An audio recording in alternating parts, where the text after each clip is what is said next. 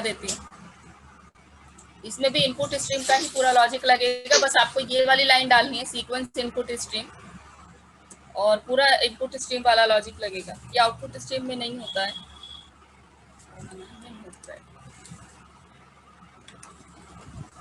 Start करते हैं इसका प्रोग्राम।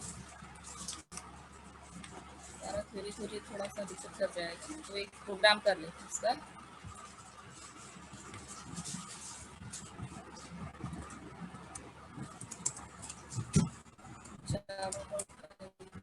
स्टार्ट सबसे पहले तो पैकेज लगेगा,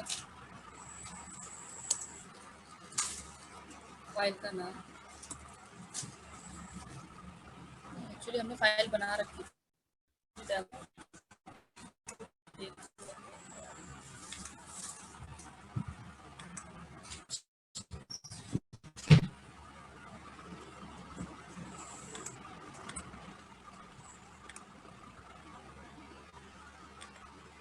ठीक है, ये इनपुट स्ट्रीम का प्रोग्राम मैंने बना रखा है यहाँ पे। इसी में हम लोग सीक्वेंस इनपुट स्ट्रीम डाल देते हैं।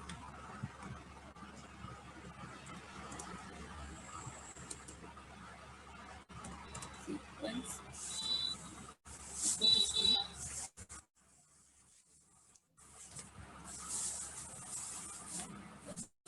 इनपुट स्ट्रीम, ठीक है। यहाँ 2 फाइल के नाम देने होंगे, एटलीस्ट 2 फाइल के नाम दे दीजिएगा। देख लेती हूँ मेरे डेस्कटॉप पे कोई फाइल बनी हुई है, उसका नाम दे देते हैं। एक abc.txt है और एक xyz है।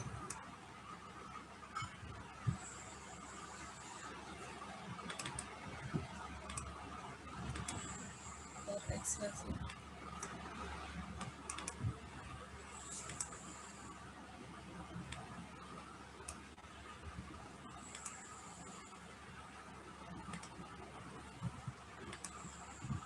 एक मैं दूंगी abc.txt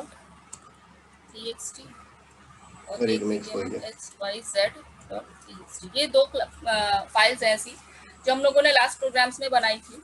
मैं एक बार दिखा देती हूँ आपको abc.txt के बारे में।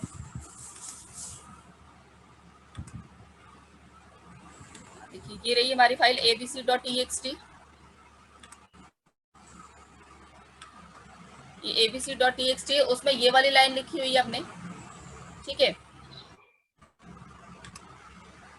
और उसके बाद दूसरी दिखा देती हूँ मैं, जो दूसरी फाइल देखी है मैंने, उस दिन हम लोगों ने दूसरी वाली फाइल xyz.txt में ये लिखा था, ठीक है। ये 2 फाइल्स है हमारे पास।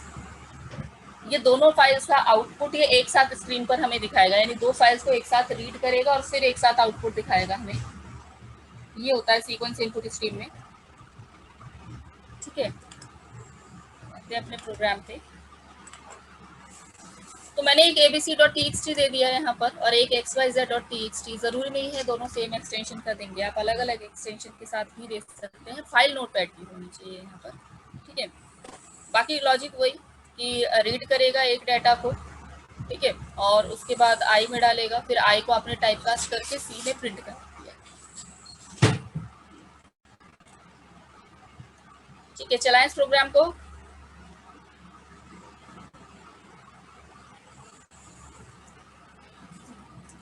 Yes ma'am.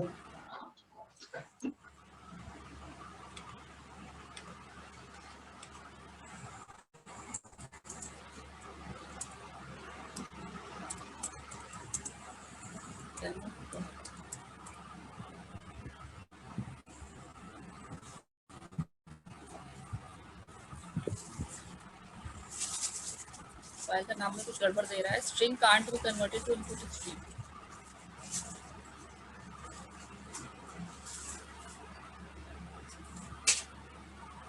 String can't be converted to input stream. File का नाम यहाँ कहीं या तो स्पेस वगैरह का प्रॉब्लम आ गया है या कुछ और दिक्कत हो गई है, चेक कर लेते हैं तो।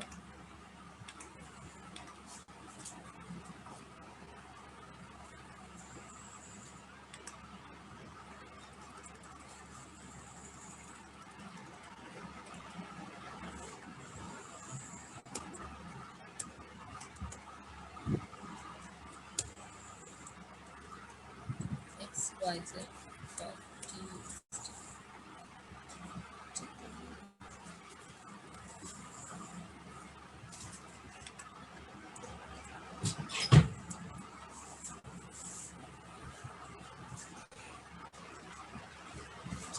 फाइल नहीं देगा, तो हमें फाइल कहीं और डालनी होगी।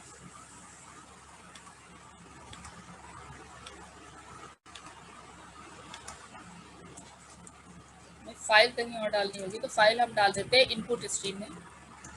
File input stream f1 is equals to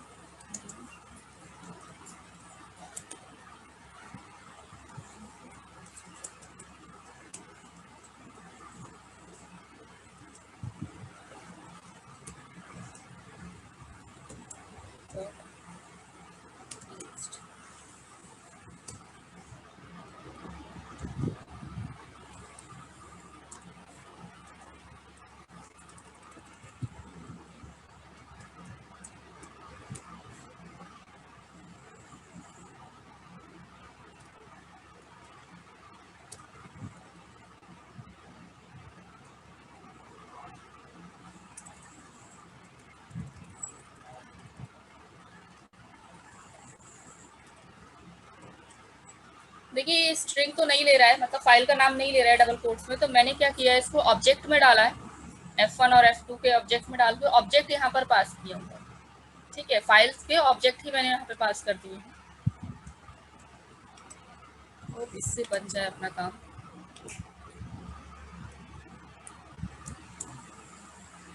ठीक है, हो गया, दिखाई दे रहा है, कंपाइल हो गई फाइल, अब एरर नहीं आ रहा है। तो वो ऑब्जेक्ट वहाँ हमें पास करना होता है। फाइल का नाम अगर हम लिखेंगे, फाइल का नाम फाइल, तो वही है, आपको ऑब्जेक्ट पास करना होगा, तो ये ले लेगा। अब इसको रन करते हैं।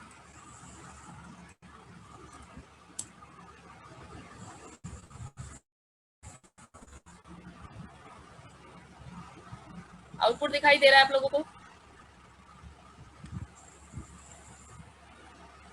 Yes, देखिए ma'am. इधर ध्यान से, this is my first IO program. ये तो एक फाइल में था, और प्रीति ये दूसरी फाइल में दिखाई दिया। इस तरीके से दो फाइल्स को जोड़ दिया इसमें। आप दो से ज्यादा फाइल भी दे सकते हैं, कम से कम अगर एग्जाम में पूछते हैं, पूछेंगे नहीं वैसे, क्योंकि सिर्फ थ्योरी दे रखा है, इसका प्रोग्राम नहीं है, तो अगर फिर भी पूछेंगे तो कम से कम दो फाइल वहां पर दिखाइएगा कि हम दो फाइल्स को मर्ज कर रहे हैं।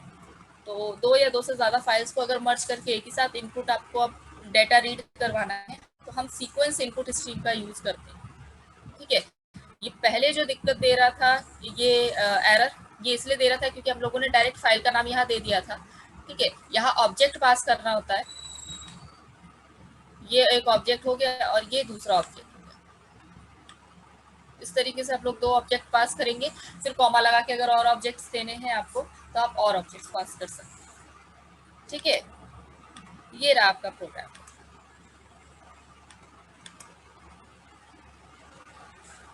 देख लीजिए, समझ लीजिए, ये ऑलरेडी किया हुआ है, समझा हुआ है, ये लॉजिक पूरा आपको आता है इनपुट स्ट्रीम का, है ना। एक डेटा को उठाएगा, रीड करेगा और आई में डाल देगा, क्योंकि आई न्यूमेरिक वैल्यू लेगा, एसकाई कोड में लेगा, तो एसकाई कोड अगर आप प्रिंट कराएंगे तो आपको समझ नहीं आएगा, तो आपने टाइप कास्ट करा दिया इसको सी के अंदर। यहाँ पर सी में टाइप कास्ट हो गया, और फिर यहाँ पर सी को आपने प्रिंट कर दिया। तो ये बिल्कुल उस तरीके से ही प्रोग्राम है।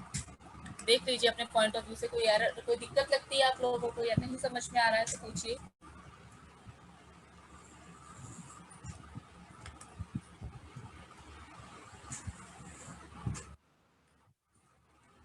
ठीक है, इनपुट स्ट्रीम वाला ही लॉजिक है पूरा,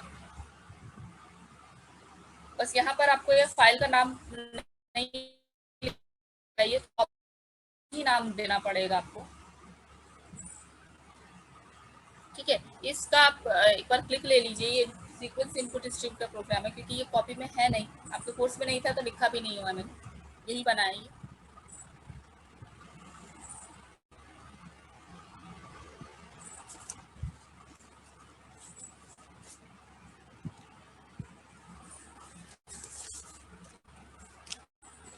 ठीक है, हो गया मैम।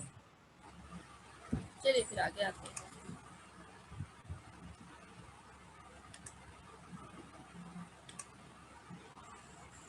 तो सीक्वेंस इनपुट स्ट्रीम हो गया। ये एक्स्ट्रा चीज़ें मैं बंद कर लूँ, बहुत सारे टैब्स खुल गए हैं।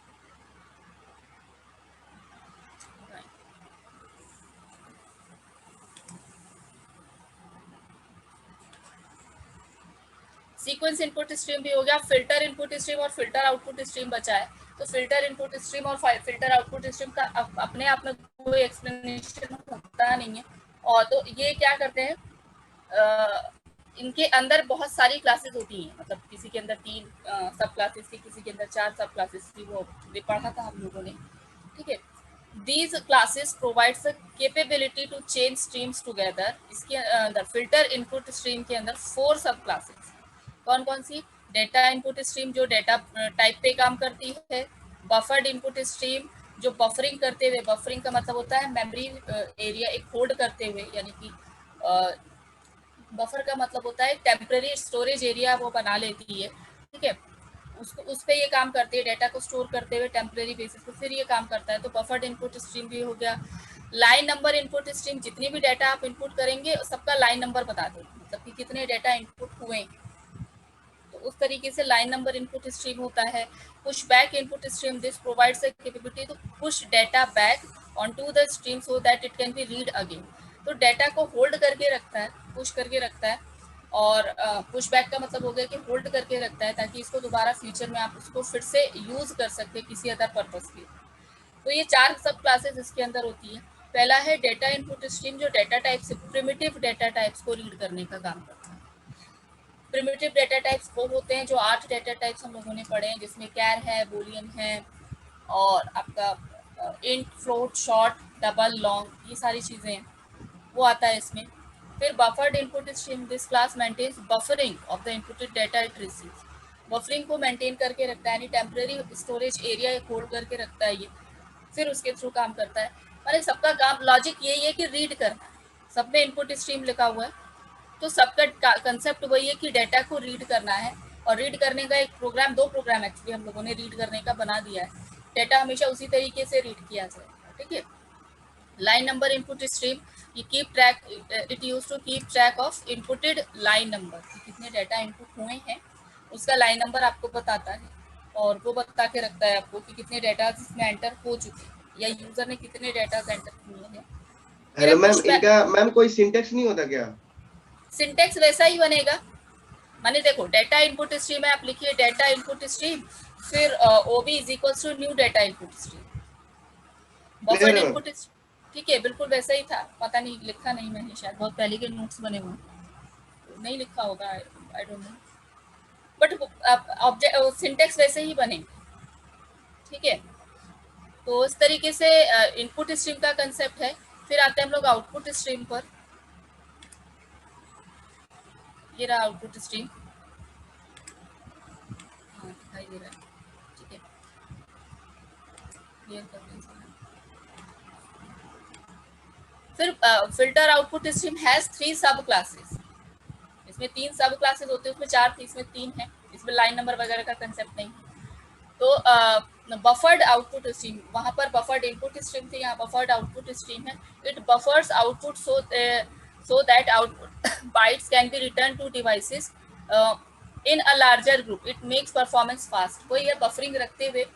ठीक है, जैसे बफरिंग आप लोगों ने देखा होगा कि आप यूट्यूब वगैरह पे वीडियोस देखते हैं तो एक बफरिंग आगे आगे चलती रहती है, तो उससे आपका वीडियो कंटिन्यूसली चलता रहता है, रुकता नहीं, उसको बफरिंग कहा जाता है। वो आपको स्पेस दे देता है कि अब ये वीडियो बहुत अच्छे से चल जाएगी। ठीक है, तो वही कंसेप्ट इसमें फॉलो होता है।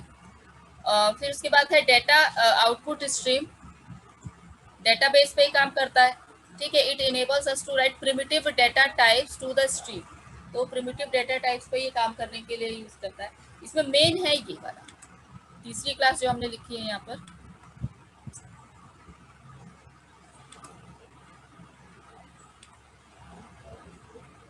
ये वाली क्लास है प्रिंट स्ट्रीम क्लास।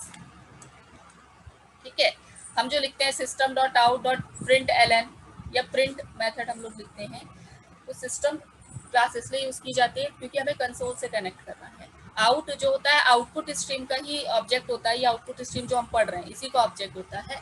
फिर यूज होता है प्रिंट एलन। एक्चुअली जो प्रिंट एलन या प्रिंट मेथड होते हैं वो प्रिंट स्ट्रीम के ही यूज होते हैं, ठीक है। प्रिंट स्ट्रीम और आगे हम लोग एक पढ़ेंगे कैरेक्टर स्ट्रीम में जाके प्रिंट राइटर। तो इन्हीं दोनों क्लासेस के मेथड्स यूज होते हैं, प्रिंट मेथड और प्रिंट एलन मेथड, ठीक है। It provides familiar print and print ln method which is used to display the output on the screen or in a file। तो किसी भी चीज़ पे अगर आपको आउटपुट डिस्प्ले करना है तो हम लोग प्रिंट मेथड का यूज करते हैं, और वो प्रिंट मेथड किस क्लास का होता है, print stream class. Print method और प्रिंट एलन मेथड हम जो स्टार्टिंग से यूज करते आ रहे हैं ना, प्रिंट स्ट्रीम क्लास का यूज होता है, ठीक है। तो ये हम सबसे ज्यादा यूज करते हैं। हम लोग लिखते हैं system dot out dot print LN. Out तो आउटपुट स्ट्रीम का यानी कि इसी स्ट्रीम का है, और फिर प्रिंट एलन यूज होता है। सिस्टम सिर्फ इसलिए लिखते हैं क्योंकि कंसोल से कनेक्ट करवाना होता है, या हमें कंसोल पे आउटपुट देखना होता है। अगर हमें कंसोल पे आउटपुट नहीं देखना है, हमें वेबसाइट पे आउटपुट देखना है, तब हम सिस्टम नहीं लिखेंगे, तब हम सिर्फ आउट डॉट प्रिंट एलन लिखेंगे, ठीक है। तो वहां पर या आउट डॉट प्रिंट एलन लिखेंगे, अलग से प्रिंट स्ट्रीम का ऑब्जेक्ट बनाएंगे, तब हम उसको लिखेंगे। तो वो हमारे वेबसाइट पर या एक वेब पेज पर हमें आउटपुट दिखाता है, क्योंकि हमें तब सिस्टम से कनेक्ट यानी कंसोल से कनेक्ट नहीं करना, ठीक है। तो जो प्रिंट मेथड और प्रिंट एलन मेथड हम यूज करते हैं वो प्रिंट स्ट्रीम क्लास का ही होता है। और ये प्रिंट स्ट्रीम क्लास आप जानते हैं आउटपुट स्ट्रीम का ऑब्जेक्ट, सॉरी आउटपुट स्ट्रीम की क्लास है, ठीक है। तो इस तरीके से सारी क्लासेस यहाँ पर खत्म होती है। बाइट स्ट्रीम, बाइट स्ट्रीम की मैंने लिस्ट बनाई थी, आप लोगों के पास होगी वो लिस्ट, ठीक है। तो बाइट स्ट्रीम की क्लासेस में एक क्लास और रह गई है, एक है ऑब्जेक्ट इनपुट स्ट्रीम क्लास और एक ऑब्जेक्ट आउटपुट स्ट्रीम क्लास। वो यहाँ पर नहीं यूज की गई है, वो इसलिए यूज नहीं की गई है क्योंकि हम लोग एक टॉपिक पढ़ेंगे लास्ट में सीरियलाइजेशन प्रोसेस, उसमें वो दोनों क्लासेस को यूज किया गया है, तो वहां पर ही डिस्कशन हो रहा है, ठीक है। तो बाइट स्ट्रीम यहाँ पर खत्म होता है। मैंने बताए थे दो तरीके के स्ट्रीम होते हैं, एक होता है बाइट स्ट्रीम, स्टार्टिंग में हम लोग डिस्कस किए थे, एक होता है बाइट स्ट्रीम और दूसरा होता है अपना कैरेक्टर स्ट्रीम, ठीक है। तो बाइट स्ट्रीम तो मैंने बताया नोटपैड पे काम करता है, बाइनरी फॉर्म में चेंज करके फिर काम करता है, तो इस तरीके से बाइट स्ट्रीम काम करता है। Character stream direct text data पर काम कर लेता है, ठीक है। तो नेक्स्ट दोनों अभी बाइट स्ट्रीम खत्म हो गया, कैरेक्टर स्ट्रीम अभी स्टार्ट करेंगे। बीच में एक टॉपिक और डाल रखा है आपके कोर्स में, that is pre defined streams, ठीक है। यानी पहले से बनी हुई स्ट्रीम का लॉजिक यहाँ मतलब छोटा सा एक कंसेप्ट डाल रखा है। ये जो तीन यहाँ पर दिख रहे हैं ब्लैक पेन से मैंने लिखे हुए, ये तीनों प्री डिफाइंड स्ट्रीम यानी पहले से बने हुए स्ट्रीम है जो सिस्टम क्लास के थ्रू बनाए जाते हैं। प्री डिफाइंड का मतलब होता है पहले से बने, ठीक है। File input stream, file output stream, ये तो आप बना रहे हैं इनके प्रोग्राम, ये सिस्टम डॉट इन या सिस्टम डॉट आउट ये ऑलरेडी बने हुए हैं, आप सिर्फ डायरेक्ट यूज करते हैं। इसमें से हम सिस्टम डॉट आउट तो ऑलरेडी बहुत बार यूज कर सकते हैं ना।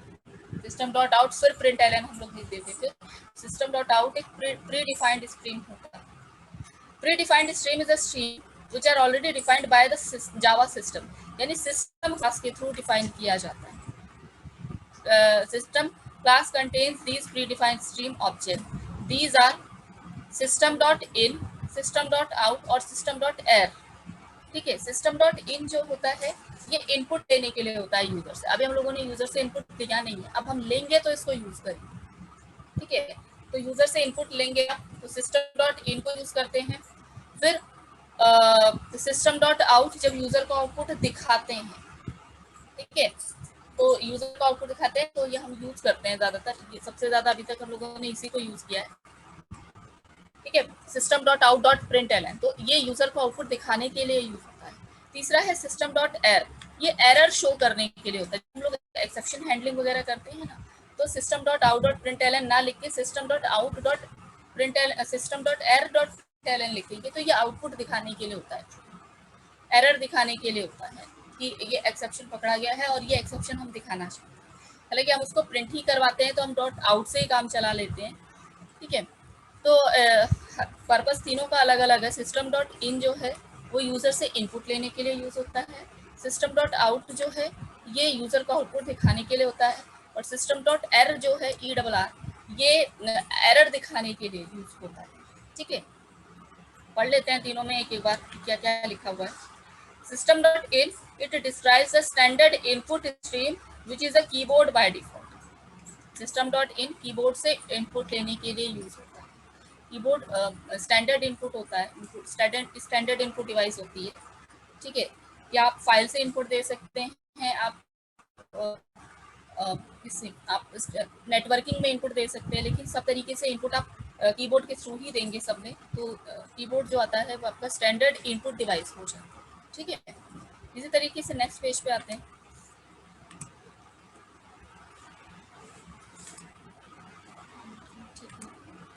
फिर है सिस्टम डॉट आउट. ये आउटपुट स्क्रीन को दिखाता है. आउटपुट स्क्रीन मतलब कि आपका कंसोल, ब्लैक स्क्रीन, तो हम लोग स्टैंडर्ड आउटपुट स्क्रीन कहते हैं, वहाँ पर ये आउटपुट दिखाता है. ठीक है, ये अभी तक हम लोग इसको यूज कर रहे हैं. फिर इसी तरीके से सिस्टम डॉट एर भी है.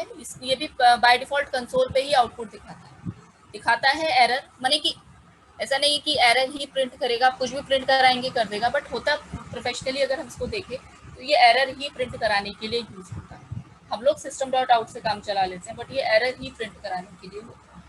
ठीक है, तो यहाँ पे प्री डिफाइंड स्ट्रीम भी खत्म होता है. सिस्टम डॉट इन को हम लोग यूज करेंगे आगे, जब हम लोग यूजर से इनपुट लेने का प्रोग्राम बनाएंगे. अभी तक हम लोगों ने यूजर से इनपुट लेने का प्रोग्राम नहीं बनाया है इसमें, अब हम बनाएंगे इसमें. तो बाइट स्ट्रीम हम लोगों की ऑलरेडी हो चुकी है. दूसरा हमारा स्ट्रीम था कैरेक्टर स्ट्रीम. ठीक, स्टार्टिंग में बताया था कि दो मेजर कैटेगरीज हैं इनकी, एक तो बाइट स्ट्रीम थी और दूसरी कैरेक्टर स्ट्रीम है. बाइट स्ट्रीम हम लोग ऑलरेडी कर चुके हैं, अब कैरेक्टर स्ट्रीम पे बात करते हैं. जैसे बाइट स्ट्रीम में दो क्लासेस थी, रीड करने के लिए इनपुट स्ट्रीम और राइट करने के लिए आउटपुट स्ट्रीम. इसी तरीके से बाइट कैरेक्टर स्ट्रीम में भी दो क्लासेस है, रीड करने के लिए रीडर, यहाँ पर भी रीड मेथड, और राइट करने के लिए राइटर क्लास.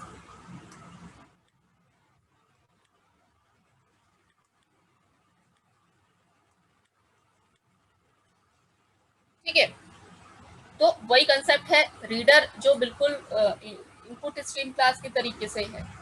ठीक है, अगर नहीं समझ में आ रहा है अभी तो आप पिछला नोट्स एक बार क्लास के बाद आपको समझ में आ जाएगा कि जैसे इनपुट स्ट्रीम क्लास थी ऐसे ही रीडर क्लास भी है. इनपुट स्ट्रीम क्लास में और रीडर क्लास में फर्क ये है कि इनपुट स्ट्रीम बाइट स्ट्रीम की कैटेगरी थी और रीडर क्लास कैरेक्टर स्ट्रीम की कैटेगरी. ठीक है, काम बिल्कुल वही है जो अभी तक करते आए हैं, एक्सप्लेनेशन भी सारा वही है. शायद इसीलिए मैंने आगे इसमें एक्सप्लेनेशन भी नहीं किया हुआ है, क्योंकि ऑलरेडी वही सारा एक्सप्लेनेशन किया हुआ है. क्योंकि क्लास अगर आप देखें तो क्लासेस के नाम भी नीचे सेम ही है यहाँ पर. ठीक है, तो एक एक बार देख लेते हैं. तो रीडर क्लास और राइटर क्लास पे डायरेक्ट काम नहीं हो सकता, क्योंकि ये ऑलरेडी एब्स्ट्रैक्ट क्लासेस हैं और एब्स्ट्रैक्ट क्लासेस पे काम नहीं होता है. बहुत सारी क्लासेस जो इसको इनहेरिट करती है फिर उन पे काम होता है. ठीक है, तो देखिए रीडर क्लास में कौन कौन सी क्लास है. बफर्ड रीडर है, जैसे बफर्ड इनपुट स्ट्रीम थी, लॉजिक वही, मतलब एक्सप्लेनेशन वही. लाइन नंबर रीडर है, जैसे लाइन नंबर इनपुट स्ट्रीम थी. इसी तरीके से कैर एरे रीडर है, जैसे बाइट एरे इनपुट स्ट्रीम थी वहां पर, यहाँ पर कैर एरे रीडर है.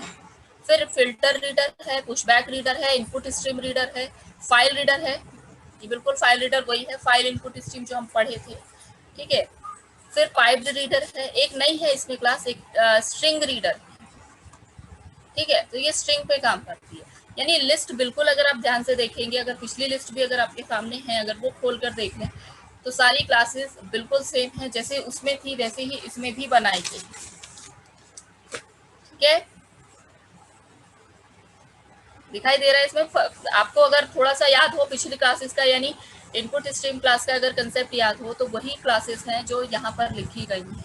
सिर्फ वहाँ पर इनपुट स्ट्रीम वर्ड यूज किया था, यहाँ रीडर वर्ड यूज किया गया है. तो अगर एक्सप्लेनेशन पूछते हैं तो एक्सप्लेनेशन में आप वही बताएंगे जो वहाँ लिखा गया. ठीक है, माने कि जैसे डिफरेंस पूछ लिया कि बफर्ड रीडर और बफर्ड इनपुट स्ट्रीम में डिफरेंस बताइए, तो आप बताएंगे कि buffered input stream byte stream की क्लास है और बफर्ड रीडर जो है रीडर की कैरेक्टर स्ट्रीम की क्लास है. बस यही फर्क है और कोई फर्क नहीं. ठीक है, नेक्स्ट करें आगे. Yes ma'am. आज मैं चाह रही हूँ एक इनपुट स्ट्रीम का प्रोग्राम मतलब इनपुट लेने का एक प्रोग्राम आप लोग बना लें तो अच्छा रहेगा. नेक्स्ट आता है इसी तरीके से राइटर है. बिल्कुल जैसे रीडर में जहाँ जहाँ रीडर लिखा हुआ था वर्ड वहाँ वहाँ राइटर डाल दीजिए। राइटर में राइट मेथड होता है, सबके अंदर आ जाता है, सारी क्लासेस के अंदर। ये जो नीचे लिस्ट लिखी हुई है ये सब क्लासेस है राइटर क्लास। सब क्लास का मतलब होता है इन सारी क्लासेस में इनहेरिट कर रखा है राइटर क्लास, ठीक है। और राइटर क्लास आपकी कैरेक्टर स्ट्रीम की क्लास है। तो buffered reader sorry buffered writer है, कैर एरे राइटर है, फिल्टर राइटर है, फिर output stream writer, file writer है, पाइप्ड राइटर है, स्ट्रिंग राइटर है और प्रिंट राइटर है। प्रिंट राइटर वही प्रिंट और प्रिंट एलन मेथड इसके अंदर होता है, ठीक है। मेन इंपॉर्टेंट ये है, ये हम डिस्कस करते हैं अभी, और एक प्रोग्राम इसका बन भी जाएगा हमारा। अब हम रीडिंग फ्रॉम कंसोल यानी यूजर से कैसे इनपुट लिया जाता है उसका प्रोग्राम है, ठीक है। यूजर से इनपुट लेना है मुझे, और तो यूजर से इनपुट लेने के लिए input stream sorry reader class की दो क्लासेस यूज होती है। To take input from user there are two sub classes of reader class are used. कौन कौन सा? एक तो है इनपुट स्ट्रीम रीडर और दूसरा है बफर्ड रीडर। दोनों का काम क्या होता है, ठीक है। एक तो परमिशन देगा आपको, इनपुट स्ट्रीम रीडर जो है परमिशन देगा आपको कि कीबोर्ड से एंट्री मिल जाए आपको, यानी कि कीबोर्ड से एंट्री लेने के लिए परमिशन यानी अलाउ करेगा वो आपको। तो इनपुट स्ट्रीम रीडर ये काम करता है। और दूसरा बफर्ड रीडर क्या काम करता है? बफरिंग यानी स्पेस बना के रखता है कि आप उस इनपुट को दिखा सकेंगे, यानी कि एक जगह रखकर, क्योंकि कंसोल पर हम उस इनपुट को दिखाएंगे, एंटर करेंगे, वो हमें दिखाई देगा। तो ये कंसेप्ट बफर्ड रीडर के थ्रू पर होता है। तो इनपुट स्ट्रीम रीडर ये दो क्लासेस, ये दोनों के दोनों क्लासेस रीडर क्लास की होती है। एक का ऑब्जेक्ट बनाएंगे, दूसरे में पास कर देंगे। इसका ऑब्जेक्ट बनाएंगे, इसमें पास कर देंगे, और फिर इसके ऑब्जेक्ट के थ्रू हम लोग यूजर से इनपुट लेंगे। इस तरीके से हम लोग यूजर से इनपुट लेते हैं। मैंने दोनों क्लासेस मिलकर काम करती है यहाँ पर। Input stream reader, it is used to read data from the keyboard. It performs two tasks. It converts the input stream, it connects the input stream of keyboard, ठीक है। यही टू आएगा, कीबोर्ड टू कीबोर्ड से connect करती है, ठीक है, ताकि कीबोर्ड से डाटा लिया जा सके। It converts byte oriented stream into character oriented stream, क्योंकि जब भी डाटा लिया जाएगा, सिस्टम है वो बाइनरी पे ही काम करेगा। लेकिन है ये रीडर क्लास का यानी कैरेक्टर स्ट्रीम का, तो कैरेक्टर में ही उसको कन्वर्ट करने का काम इनपुट स्ट्रीम क्लास का ही, ठीक है। तो मेजर काम यही होता है कि वो कीबोर्ड से कनेक्ट किया जाता है, कीबोर्ड से डाटा आपको मिल सके उसके लिए यहाँ पर लिया जाता है। फिर आते हैं बफर्ड रीडर पे। This class can be used to read data line by line by using read line method. तो बफरिंग बनाकर रखता है, एक स्पेस बनाकर रखता है आपके लिए, और डाटा को रीड करने के लिए परमिशन मिल जाए, मतलब स्पेस बनाकर रखता है आपके लिए। तो लाइन बाय लाइन ये डाटा को रीड करता है, और इसके अंदर एक रीड लाइन मेथड होता है। तो दोनों क्लास का ऑब्जेक्ट बनाएंगे, एक दूसरे से कनेक्ट करेंगे, और फिर आप उस पर काम करेंगे। देखिए मैंने नीचे वो लिखा भी हुआ है, एक मिनट। ये देखिए ये रहा पूरा सिंटेक्स। ये सिंटेक्स अगर आपको आ गया तो आप यूजर से इनपुट ले सकते हैं। ये जो नीचे प्रोग्राम लिखे हैं ये यूजर से इनपुट लेने का प्रोग्राम, ठीक है।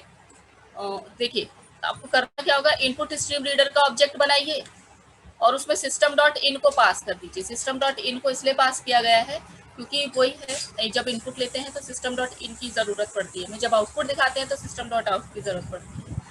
फिर एक बफर रीडर का ऑब्जेक्ट बनाइए और उसमें OB1 को पास कर दीजिए, यानी ये वाला यहाँ पास कर दीजिए। तो अगर आप देखें तो इन दोनों के दोनों कनेक्ट हो गए, OB2 और OB1 कनेक्ट हो गया। अब आप OB2 से यानी कि यूजर से इनपुट लेना शुरू करते हैं, ठीक है। दोनों मिलके फिर यूजर से इनपुट लेते हैं। आ गया समझ में?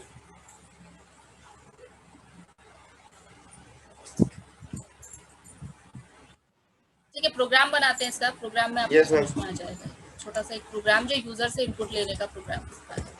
पर ये याद रखिएगा, यूजर से जब भी इनपुट लेंगे, यूजर जब भी इनपुट देगा आपको, वो हमेशा स्ट्रिंग में ही देगा। देखिए मैंने स्ट्रिंग में होल्ड किया हुआ,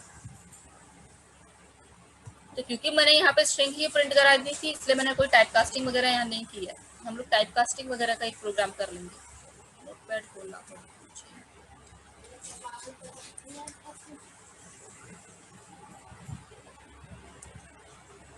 ठीक है। प्रोग्राम कर लेते हैं पर सबसे पहले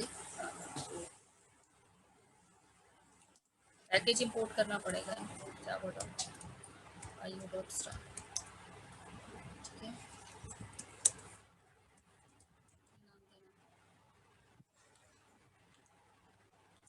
डेमो 2 दे।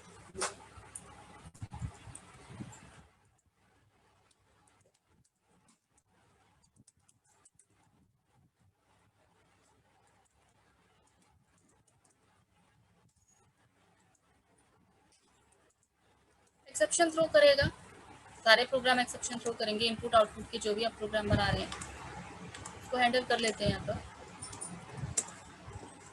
थ्रोज का कंसेप्ट भी आपको पता चल गया होगा। थ्रोज नहीं अच्छा लग रहा है तो आप नीचे ट्राई कैच लगा के काम कर सकते हैं, वो आपकी मर्जी।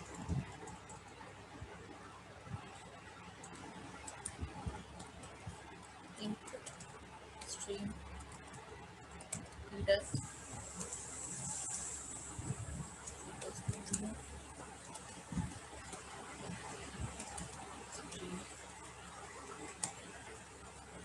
यहाँ डालेंगे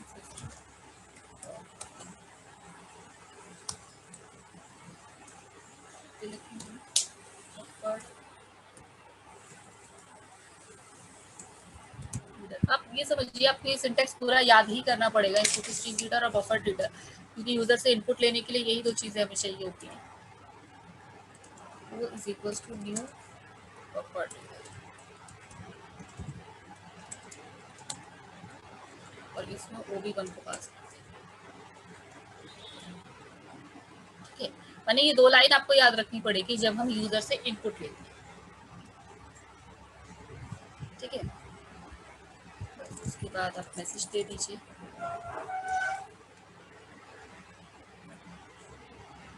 यहाँ पे जैसे हमने दे दिया string n is equal to OB2 dot read line method के थ्रू ही हम डाटा रीड लाइन मेथड के थ्रू हम डाटा को रीड करते हैं। ये रीड लाइन मेथड OB2 के अंदर होता है, यानी बफर रीडर के अंदर होता है, और बफर रीडर के अंदर हमें पहले से इनपुट स्ट्रीम रीडर को कनेक्ट करना होता है। तो ये कुछ इस तरीके से कनेक्शन के साथ ये पूरा काम करेगा। एन के अंदर अब मेरा डाटा आ जाएगा। ठीक है, मैसेज लिखते हैं system.out.println, मैंने लिखा एंटर।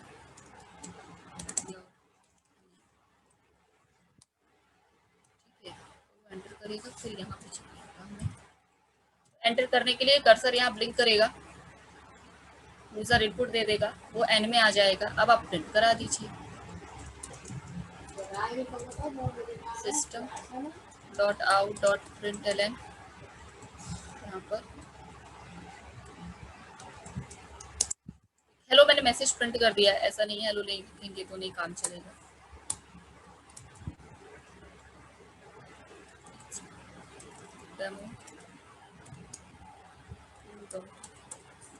डेमो 2 नाम दिया मैंने क्लास को, जो भी नाम देना आप दे सकते हैं। तो यहाँ पर ये है, देखिए आपको ये तो याद रखना ही पड़ेगा, ये दोनों की दोनों रीडर क्लास की क्लासेस हैं। ठीक है, सिस्टम डॉट इन इनपुट लेने के लिए परमिशन मिल जाती है, इनपुट स्ट्रीम रीडर से कीबोर्ड से कनेक्ट होता है। बफर रीडर के अंदर रीड लाइन मेथड होता है, और रीड लाइन मेथड का काम होता है एक एक लाइन को रीड करना।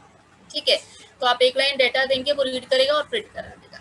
तो रीड करने के बाद क्योंकि ये मेथड जो है वो स्ट्रिंग ही रिटर्न करता है, आपको स्ट्रिंग में ही डेटा होल्ड करके रखना है, और वो अपने यहाँ पर प्रिंट करना। ठीक है, इसको हम चला देते हैं एक बार।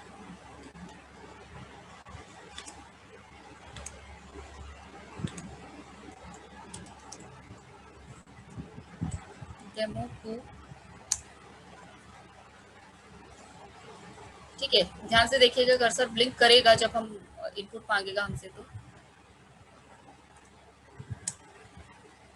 दिख रहा है नीचे कर्सर ब्लिंक हो रहा है? Yes ma'am. वो रीड लाइन मेथड के थ्रू हो रहा है ये। ठीक है, अब मैंने यहाँ पे नाम डाल दिया और एंटर किया, तो नाम डालने के बाद देखिए उसने मेरे को आउटपुट दिखा दिया उसी तरीके से।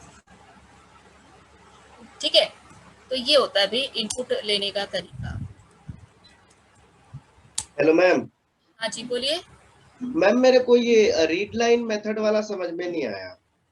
रीड लाइन मेथड का काम होता है डेटा को रीड करना। जो कर्सर ब्लिंक कर रहा है आपका, वो रीड करने के लिए बैठा है, कर्सर उसी की वजह से ब्लिंक हो रहा है रीड लाइन मेथड के। ठीक है, तो रीड लाइन मेथड के थ्रू ही ये काम करता है। कर्सर ब्लिंक करेगा, फिर आप डेटा देंगे उसको। मैं यहाँ पर देखूँ, यहाँ पर इस तरीके से करते हैं। प्रोग्राम से अगर रीड लाइन मेथड हटा दे तो क्या होगा? तो फिर वो रीड कहाँ पे करेगा? एक बार हम कोशिश करते हैं इसको ऊपर लिखने की। ठीक है,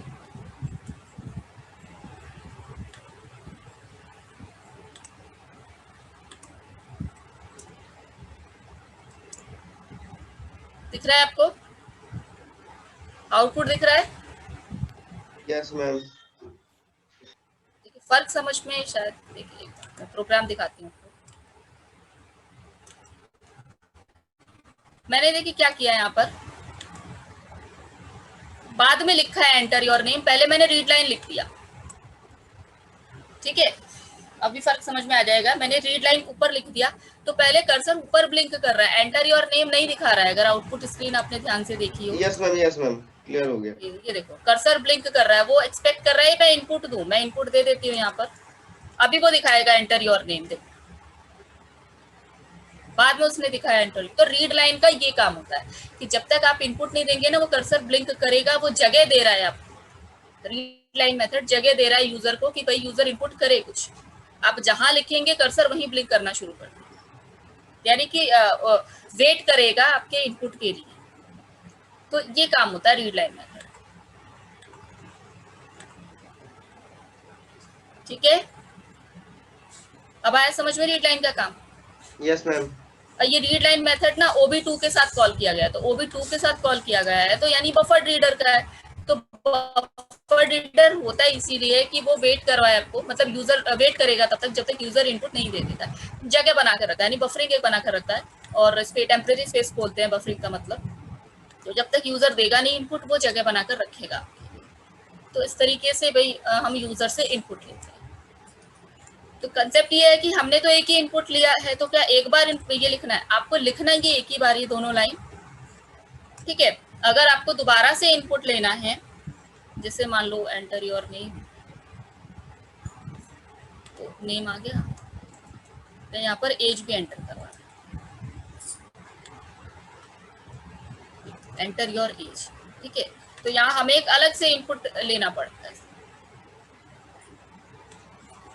यहाँ पर लिख देती हूँ, मैसेज अलग से लिख देते हैं, your name is an, your age is N1। दोबारा से N नहीं ले सकते ना, तो इस तरीके से। तो कहने का मतलब ये है कि जब हम इनपुट ले रहे हैं, आप कितनी बार भी इनपुट ले सकते हैं। ये चीज आपको एक बार लिखनी होगी, ये दोनों, ये एक ही बार लिखना होगा आपको। OB2.read लाइन को आप बार बार यूज कर सकते हैं। Hello ma'am. हाँ जी बोलिए। अगर मैम हमें यूजर से इंटीजर वैल्यू लेना हो तो क्या वहाँ पे टाइप कास्ट करना पड़ेगा? हाँ, अब N1 को टाइप कास्ट करना पड़ेगा। ठीक है, N1 को टाइप कास्ट करना पड़ेगा। तो अभी फिलहाल ये है कि मैंने एक नेम ले लिया है और एक एज ले लिया है। ठीक है, इसको चलाते हैं, टाइम आ रहा है, एक बार चला लेते हैं प्रोग्राम को।